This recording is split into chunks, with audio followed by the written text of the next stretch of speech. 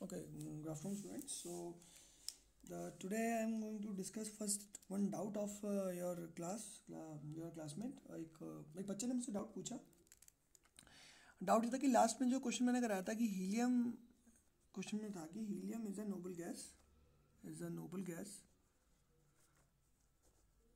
Gas with two electrons and it it is it has zero valency. उसकी valency कितनी होती है? Zero होती है। ये क्वेश्चन था। और ऐसा क्यों होता है? तो मैंने आपको ये बात समझाई थी कि अगर आउटर मोस्ट शेल में 2 8 8 इस तरह की कॉन्फ़िगरेशन दिखे, मतलब आपको 2 दिखे, 2 8 दिखे, 2 8 8 दिखे, इसका मतलब ये है कि जितने नंबर ऑफ इलेक्ट्रॉन्स आपको शेल में भरने थे आप भर चुके हो। जब मैक्सिमम अमाउंट ऑफ आप इलेक्ट्रॉन्स भर देते हो तो फिर आपको स्टेबल होने के लिए आपको कुछ और एक्स्ट्रा नहीं करना है, ठीक है ना। इस समय स्टेबल होने के लिए आपको एक्स्ट्रा कुछ नहीं करना है, ठीक है ना। आपको इलेक्ट्रॉन चाहिए ना आपको इलेक्ट्रॉन देने हैं। इसी वजह से जो हीलियम है उसको वो ना इलेक्ट्रॉन लेता है ना इलेक्ट्रॉन देता है, क्योंकि वो अपनी क्या एक स्टेबल स्टेट में है। और अगर इलेक्ट्रॉन लेगा ना इलेक्ट्रॉन देगा तो वैलेंसी कितनी हो जाएगी? ज़ीरो। सिमिलरली हम लोग नियॉन को भी देखते हैं। तो बच्चे ने पूछा था कि नियॉन और आर्गन को कैसे डिफाइन करते हैं। तो नियॉन और आर्गन को भी हम ऐसे ही डिफाइन करते हैं कि अब नियॉन के पास 2 8 है, ठीक है ना। कॉन्फ़िगरेशन भाई 2 8 है, तो मैक्सिमम फिल हो चुके हैं ना ऑटोमोस्ट शेल में। अब वो एक इलेक्ट्रॉन लेगा तो उसको नया एक शेल बनाना पड़ेगा, वो भी अनस्टेबल शेल, ठीक है ना। ऐसे ही अगर वो एक इलेक्ट्रॉन दे देगा तो फिर उसके पास नंबर ऑफ जो आउटर मोस्ट शेल हो उसका कंप्लीटली फिल नहीं होगा। तो हम क्या कर चाहते हैं कि हमारा आउटर मोस्ट शेल कैसा हो? कंप्लीटली फिल हो, मतलब पूरी तरह से उसमें सारे के सारे इलेक्ट्रॉन फिल हो जाए। अगर सारे इलेक्ट्रॉन फिल होंगे तो वैलेंसी कितनी आएगी? हर बार ज़ीरो आएगी। तो इस वजह से इन तीनों की वैलेंसी ज़ीरो आती है। इसके अलावा और भी हमारे पास दो तीन गैसेज होते हैं और हैं, जो कि क्रिप्टॉन नाम से, एक जीनॉन नाम से, एक रेडॉन नाम से। ये 3 गैसेज और हैं जिनकी कॉन्फ़िगरेशन कैसी आती है? ऐसी 0 0 0 आती है, ठीक है ना। मतलब ये कॉन्फ़िगरेशन ऐसे आती है। वैसे अगर मैं आपको प्रॉपरली बताऊँ तो ये ऐसे आएगी, ठीक है ना। और इस वाली कॉन्फ़िगरेशन आती है 2 8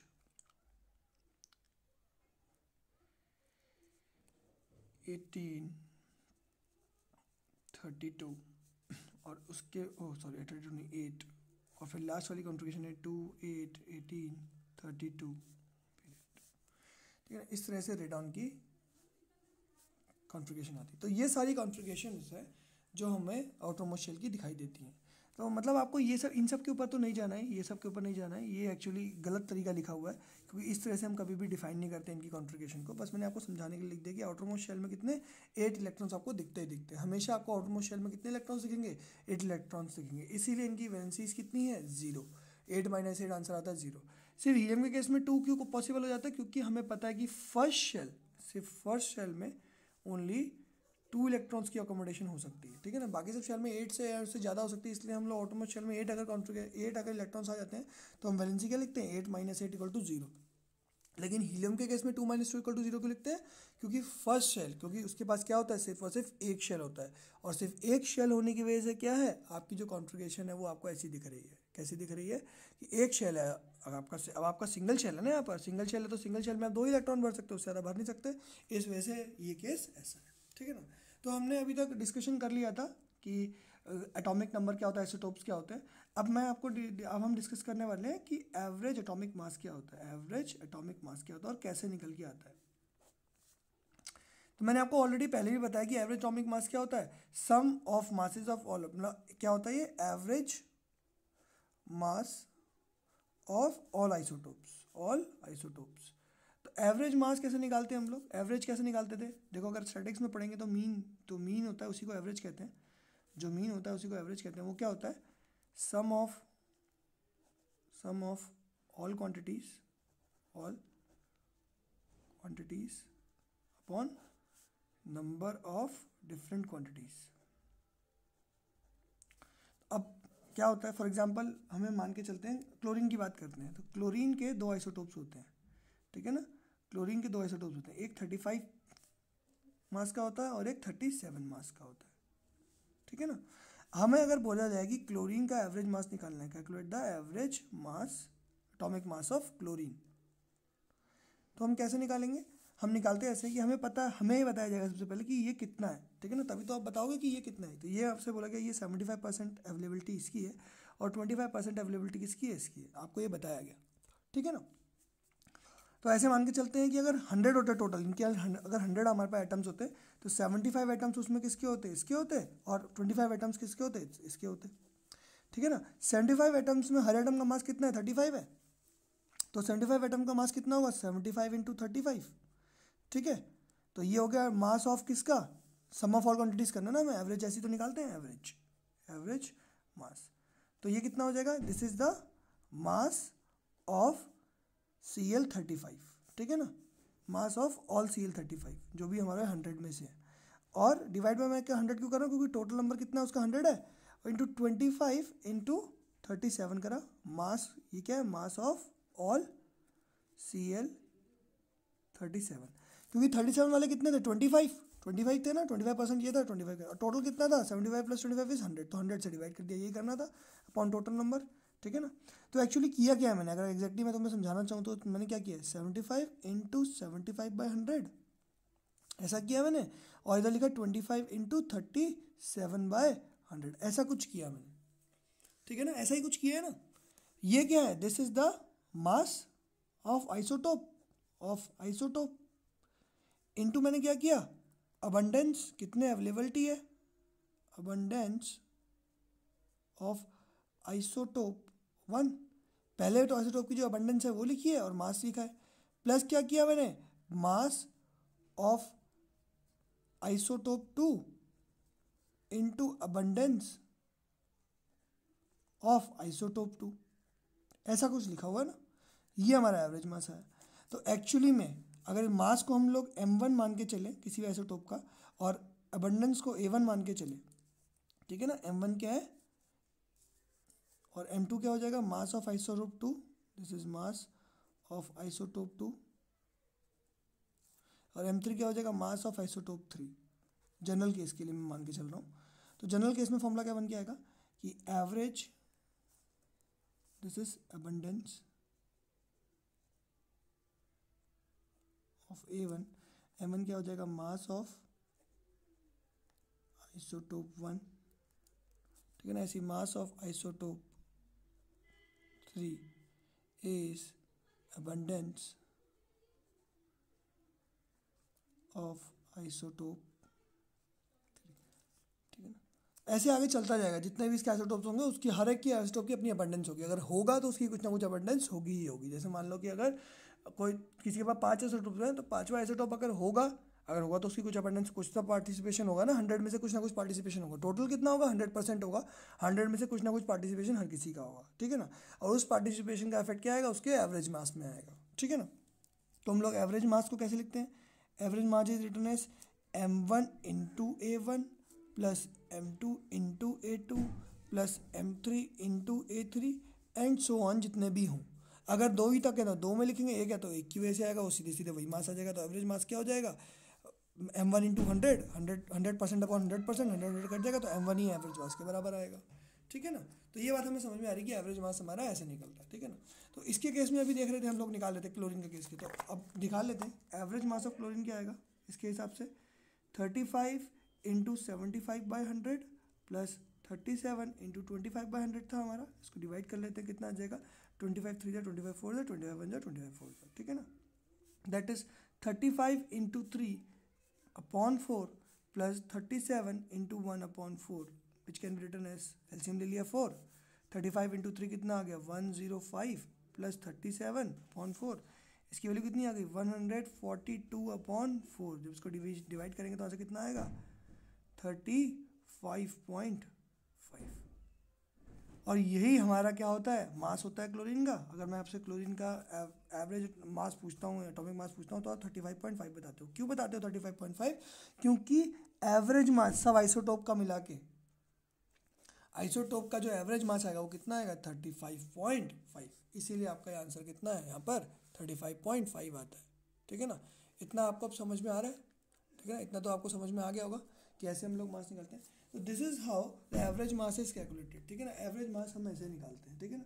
तो अब अगर आपको अबंडेंस पूछिए तो आपको अबंडेंस निकालनी भी आनी चाहिए। जैसे कि आपको एक क्वेश्चन दिया हुआ था एनसीईआरटी एक्सरसाइजेज में, हमने पहले भी किया था, एक बार दोबारा करके देख लेते हैं, ठीक है ना।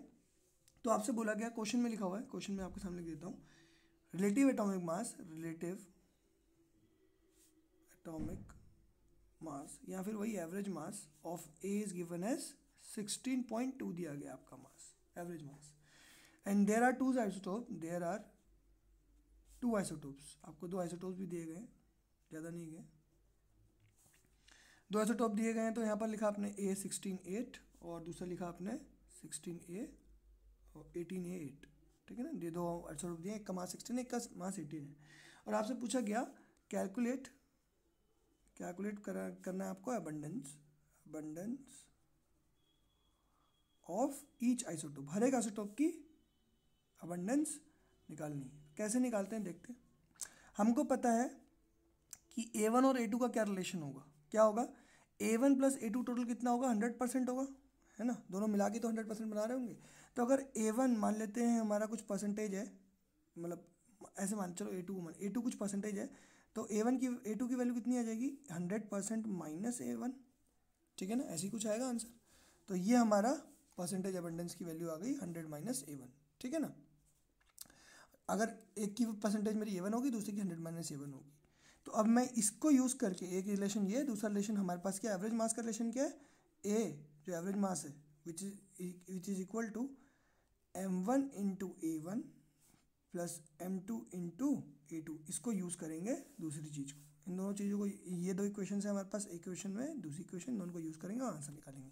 हमें क्या करना है, A2 की जगह 100 माइनस A1 लिखना है, ठीक है ना। तो A क्या आ जाएगा, A हमारा दिया हुआ है 16.2, ये ऑलरेडी दिया हुआ है यहाँ पर 16.2। M1 हमें कितना दिया है 16 इंटू A1 प्लस M2 कितना दिया है 18 इंटू A2 की वैल्यू कितनी लिखनी है 100% माइनस A1, ठीक है ना। अब क्योंकि परसेंटेज में लिखा है तो अपॉन में 100 दोनों क्या आएगा, अपॉन में 100 लिख दिया दोनों के। तो यहाँ पर क्या करते हैं, सबसे पहले इसको लिखते हैं 16A1 plus 1800 minus 18A1 upon में इसके पूरे टोटल में 100 लिखा है, यहाँ पर 16.2 लिखा हुआ है। इसको 100 को उधर ले जाते हैं, कितना आ जाएगा 1620 is equal to 16A plus 1800 minus 18A1, ठीक है ना। इसको सॉल्व करेंगे तो कितना आ जाएगा 16 माइनस 18 माइनस 2A1, माइनस 2 को इधर ले आएंगे तो ये आ जाएगा 2A1 is equal to 1800 minus 1620, है ना। तो A1 की वैल्यू कितनी आ जाएगी 1800 minus 1620 upon 2 which is equal to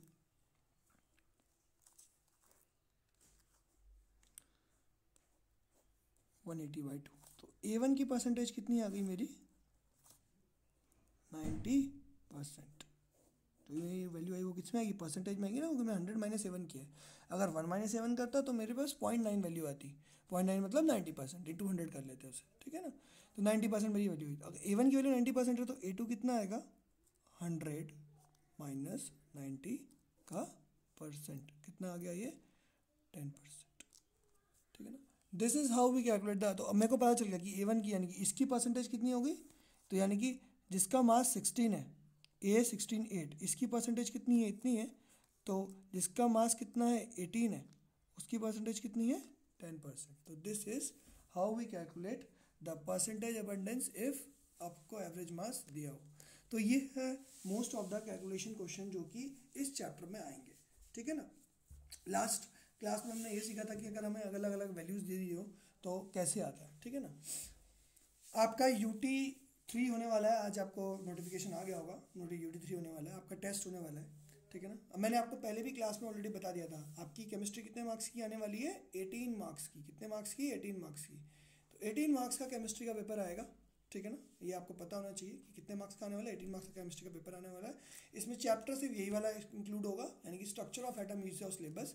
तो यहाँ मैं आपके सामने लिख दे रहा हूँ SYLLABO। Syllabus for UT3 is atomic structure या फिर स्ट्रक्चर ऑफ एटम, जो भी आप चैप्टर का नाम दो। ये पूरा चैप्टर नंबर 4, ठीक है ना। जो चैप्टर 4 है वो आपका सिलेबस में रहेगा। कितने मार्क्स का पेपर आने वाला है 18 मार्क्स का पेपर आने वाला है। और मैंने आपको ऑलरेडी पैटर्न बता दिया था पहले कि पैटर्न क्या रहेगा, उसी पैटर्न पे आएगा पेपर, ठीक है। अगर कुछ चेंजेस होते हैं I will tell you in the prior, मैं आपको पहले से बता के रखूँगा कि हाँ ये आपका ऐसा है। तो ये कुछ क्वेश्चंस हैं जिसको मैंने डिस्कस किया आपसे, ठीक है ना, कि कैसे करते हैं इन क्वेश्चंस को, ठीक है ना। आज मैं आपको फिर कुछ क्वेश्चंस भी देने वाला हूँ, तो मैं आपके सामने कुछ क्वेश्चंस लिखूंगा, उन क्वेश्चंस का आप लोग मेरे को क्या करोगे, आंसर लिख के भेजोगे आज की क्लास के देखने के बाद, ठीक है ना। और जो भी आपको डाउट्स होते हैं इस चैप्टर से रिलेटेड, वो do ask me in the comment section. आप कमेंट सेक्शन में कमेंट करके मेरे को जरूर पूछो कि आपके डाउट्स क्या क्या हैं। जो भी आपके डाउट्स होंगे आप मुझे बताओ, ठीक है ना। तो डाउट्स आर वेलकम, ठीक है ना। मेरे को बहुत अच्छा लगा कि बच्चे मुझसे डाउट पूछ रहे हैं, और जो पूछ रहे हैं तो मैं उसका पक्का सोल्यूशन जरूर दूंगा, ठीक है ना। अच्छा, एक डाउट और पूछा गया था मुझसे, वो पूछा ये गया था कि अगर सर तीन हमारे पास आइसोटोप्स होंगे तब हम अबंडेंस कैसे निकालेंगे। बट जब तीन आइसोटोप्स होंगे तो दोनों में से किसी एक की अबंडेंस हमें पता होनी चाहिए। अगर नहीं होगी पता तो हम लोग नहीं निकाल पाएंगे, क्योंकि इक्वेशन हमारी कैसे बन जाएगी, तीन वेरिएबल की बनेगी, M1 A1 M2 A2 M3 A3 बनेगा। और अब A3 का कोई रिलेशन हमें पता ही नहीं है, A1 A2 A3 का कोई रिलेशन एक्चुअली हमें पता नहीं है। अब जब नहीं पता है तो हम लोग के पास फिर से दो वेरिएबल्स आएंगे और एक इक्वेशन एक ही है, तो दो वेरिएबल एक इक्वेशन का कोई सॉल्यूशन नहीं होता है, ठीक है ना, कोई सोल्यूशन नहीं आता। ये आपने अभी मैथ्स में भी आप इक्वेशन इन टू वेरिएबल्स आप पढ़ चुके होंगे, कैसे सॉल्व करते हैं। आपने देखा होगा कि दो इक्वेशन है, दो वेरिएबल है, एक की वैल्यू सब्स्टिट्यूट कर देंगे दूसरे में और आंसर निकाल के दे आएंगे। लेकिन जब आपके पास वेरिएबल तीन हो जाएंगे तो आपको इक्वेशंस भी तीन चाहिए होगी, तो आपको कोई एक रिलेशन और चाहिए होगा जो A1 A2 के बीच में होगा, या A1 A2 A3 के बीच में कोई और रिलेशन भी होगा। उस रिलेशन को यूज़ करके हम लोग फिर वैल्यू निकाल सकते हैं, ठीक है ना। तो ऐसा क्वेश्चन नहीं आएगा कि वहाँ पर तीन आइसोटोप्स दिए हैं और आपको कोई रिलेशन नहीं दिया, अगर आएगा तो वहाँ पर पक्का रिलेशन भी होंगे, ठीक है ना। तो वो बहुत हाई लेवल का क्वेश्चन होता है, उसमें आपसे एक्सपेक्ट नहीं किया जाता कि आप इतना बताओ, ठीक है ना। तो आपके में जो भी क्वेश्चन अगर अबंडेंस का आ गया तो वो किसका आएगा, सिर्फ दो ही आइसोटोप्स का आएगा, तीसरे आइसोटोप का उसमें नहीं दिया होगा। दो आइसोटोप के बीच का अबंडेंस निकालो, मैक्सिमम टू मैक्सिमम ये क्वेश्चन आ सकता है आपके पास, ठीक है ना। तो ये कुछ क्वेश्चन थे जिसको जो आपको करने चाहिए थे, ठीक है। मैं आपके लिए कुछ और क्वेश्चंस भी नेक्स्ट इसमें भी थोड़ी देर में लिखने वाला हूँ, वो आप क्वेश्चंस के सोल्यूशन बताएंगे, और फिर देखते हैं कि आपको कितना समझ में आया। और अगर नहीं आया कुछ तो आप मुझसे ज़रूर पूछो, सर क्वेश्चन का आंसर कैसे लिखना है, क्या लिखना है, मैं आपको बताऊँगा, ठीक है ना। तो मैं क्वेश्चन लिख रहा हूँ नेक्स्ट, ठीक है। तो आप मेरे को ये क्वेश्चन का आंसर बताओगे, और नहीं आएगा तो आप फिर पूछोगे सर ये हमसे नहीं हुआ, प्लीज़ हमारे सामने एक बार सॉल्व कर दीजिए, मैं आपको अगली वीडियो में वो क्वेश्चन सॉल्व करके दिखा दूंगा, ठीक है। तो इसको हेडिंग में डाल देता हूँ, questions for practice, revision questions for practice.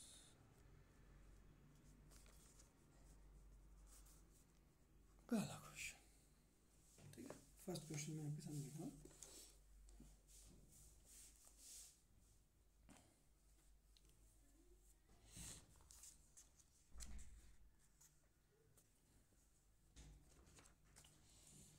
This is a very short answer type question, आपको सीधे सीधे सिंगल लाइन में क्वेश्चन देने, ठीक है ना, आंसर देने, तो आप मेरे को बताओगे। पहला क्वेश्चन है, the atomic number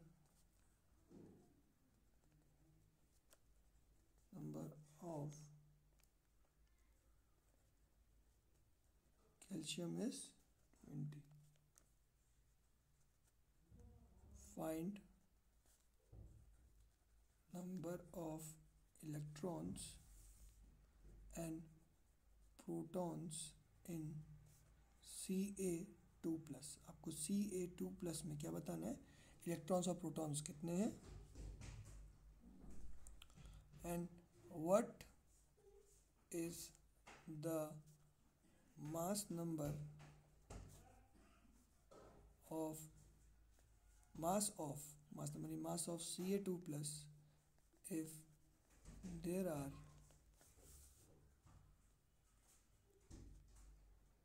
same number of neutrons as protons, ठीक है ना। ये आपका फर्स्ट क्वेश्चन है, इसको दो पार्ट में देना है, 2 नंबर का क्वेश्चन है ये, ठीक है ना। इसके दो पार्ट पूछे हैं, पहले पार्ट का एक मार्क है, दूसरे पार्ट का 1 मार्क्स, ठीक है ना। इजी, बहुत इजी क्वेश्चन है। इसमें आपको Ca2+ बताना है। आपको पता है कैल्शियम में इलेक्ट्रॉन्स कितने होंगे, जब 2 इलेक्ट्रॉन निकलेंगे तो 2+ बनेगा, तो टोटल आपको इलेक्ट्रॉन्स और प्रोटॉन्स दोनों बताने। फिर आप मैंने पूछा what is the mass of Ca, जब उसके न्यूट्रॉन और प्रोटॉन का नंबर दोनों का सेम है, आपको प्रोटॉन का नंबर पता चल जाएगा तो न्यूट्रॉन का भी पता चल जाएगा, तो आप मास निकालोगे। मास कैसे निकालते हैं, प्रोटॉन और न्यूट्रॉन को ऐड करके, क्यों, क्योंकि प्रोटॉन और न्यूट्रॉन के पास ही मास होता है, ठीक है ना। नेक्स्ट क्वेश्चन है two elements,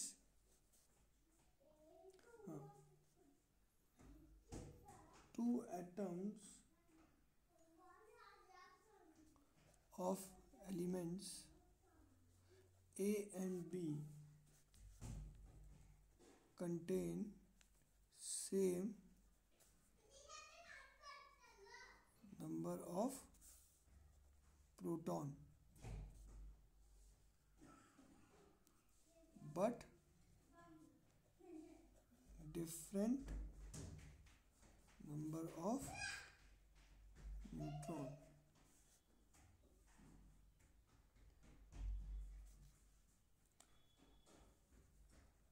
What is the relation between A and B? पहला part. Second is comment on physical and chemical similarity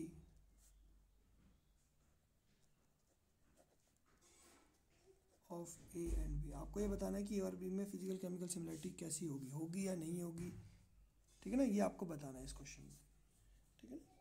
first दो क्वेश्चन तो ये हो गए. थर्ड क्वेश्चन मैं आपके सामने लिख रहा हूँ.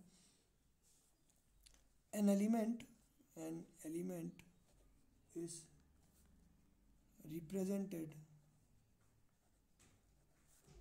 Bye A31 15. Find number of neutrons. ठीक है, पहली चीज आपको नंबर ऑफ न्यूट्रॉन्स बताने. आपको ये बताना है मास ऑफ एलिमेंट, एलिमेंट का मास बताना है, एंड नेम ऑफ एलिमेंट. आखिरी चीज आपको बतानी है एलिमेंट का नाम क्या. तो इजी है एकदम, बहुत इजी क्वेश्चन है, ठीक है ना.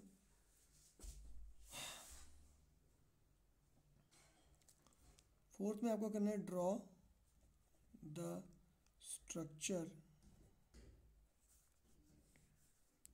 Of given atoms. ठीक है ना. पहला क्या है, न्यूट्रॉन्स, सॉरी ए और जेड की वैल्यू बताता हूँ. ए इक्वल टू कितना है आपका 31, जेड कितना है 15. सेकंड में आपको दिया हुआ है A is equal to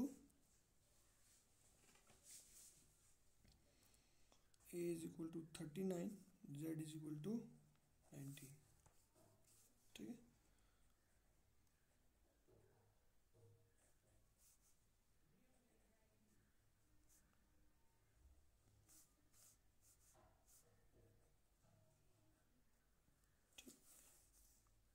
Define number of electrons, protons and neutrons present. तो आपको ये तीनों चीज़ें बतानी कि नंबर ऑफ इलेक्ट्रॉन, न्यूट्रॉन्स और प्रोटॉन कितने कितने हैं. ठीक है. और आपको प्रॉपर स्ट्रक्चर भी बनाना है एटम्स का.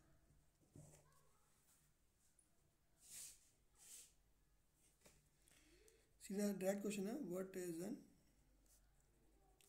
isobar. Comment on their physical and chemical activities.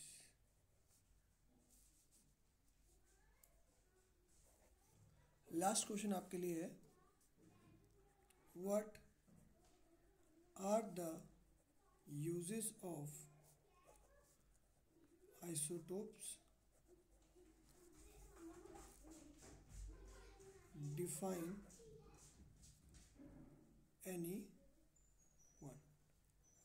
आपको कम से कम 3 यूजेस बताने हैं और उस 3 में से एक यूज़ को डिफाइन करना है कि कैसे यूज़ हो रहा है वो। आपने जैसे लिख दिया कि ये इसका यूज़ है, ये 3 यूजेस आपने बताया, एक यूज़ को डिफाइन करना है कि कैसे होता है वो यूज़, ठीक है ना, उसका पूरा पूरा आपको उसके बारे में बताना है, ठीक है ना। तो ये सारे क्वेश्चन 2 मार्क्स के होंगे, जितने भी आपके सामने लिखे हैं 2 मार्क्स के क्वेश्चन है, ठीक है ना। नेक्स्ट क्लास में आपको 3 मार्क्स के क्वेश्चन बताऊंगा कि किस टाइप के आएंगे, ठीक है ना, लॉन्ग आंसर टाइप क्वेश्चन कैसे होंगे।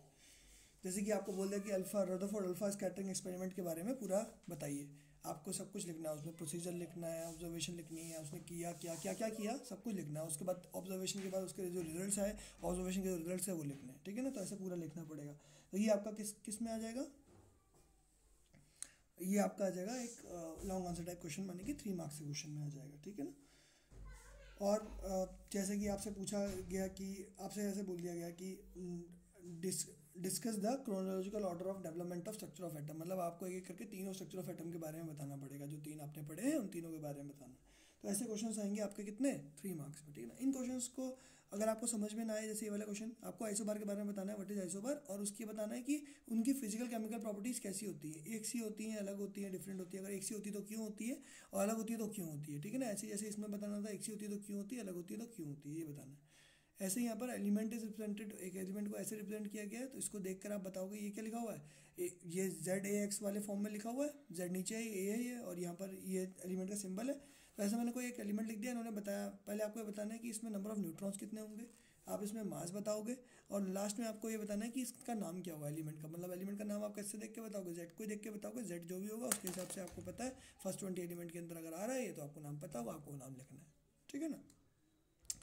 ऐसा ही आपको ये बताना है कि इसमें इस लास्ट वाले क्वेश्चन में आपको बताना है कि आइसोटोप के यूजेस क्या है, और जो भी यूजेस होंगे उसमें से किसी एक को डिफाइन करना है। यहाँ पर प्रॉपर आप स्ट्रक्चर बनाओगे, स्ट्रक्चर के अंदर न्यूक्लियस में अमाउंट नंबर ऑफ इलेक्ट्रॉन्स और नंबर ऑफ प्रोटॉन्स और न्यूट्रॉन्स लिखे होने चाहिए, इलेक्ट्रॉन्स पूरे प्रॉपर दिखने चाहिए। आप लास्ट में बाद में लिखोगे कि इलेक्ट्रॉन्स इतने, प्रोटॉन्स इतने, न्यूट्रॉन्स इतने, ऐसे लिखोगे, ठीक है ना। तो न्यूक्लियस के अंदर आपको प्रोटॉन्स और न्यूट्रॉन्स बने हुए लिखे हुए दिखने चाहिए, ठीक है ना। तो ये आप बताओगे मुझे कि कुछ इंपॉर्टेंट पॉइंट जो इसमें थ्योरी से रिलेटेड है वो क्या है, वो ये है कि आपको ये पता होना चाहिए कि किस पार्टिकल का जो डिस्कवरी थी, किस पार्टिकल की डिस्कवरी किस साइंटिस्ट ने करी है, ठीक है ना, आपको ये बतानी है। तो ये आप बहुत इंपॉर्टेंटली बहुत ध्यान से इसको याद कर लेना कि किसने किसको डिफाइन किया था।